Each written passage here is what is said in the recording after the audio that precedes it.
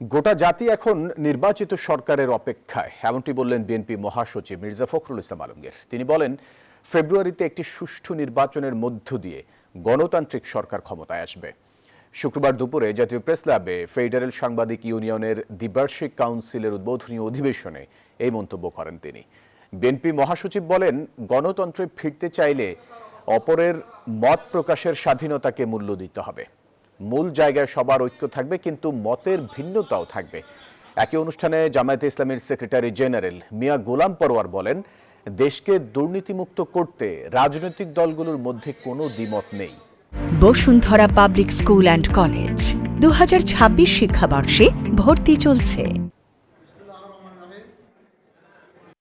আমরা একটা corruption free country, corruption free একটা ইকোনমি হিসেবে গড়তে চাই। এ ব্যাপারে তো বিএনপি জামাত সহ কোন দলের মধ্যে তো দ্বিমত নেই। দুর্নীতিকে আমরা প্রশ্রয় দিব না।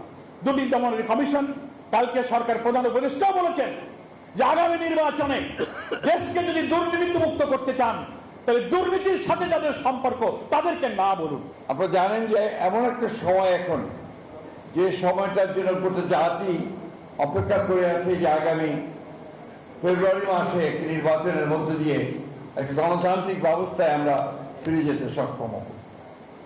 আমরা সবাই এটা চাই। যে একই সঙ্গে আমাদের মনে রাখতে হবে যে আমরা গণতন্ত্রে ফিরে যেতে চাইলে অপরের যে মত প্রকাশের স্বাধীনতা, সেটাকে আমাদের একই সঙ্গে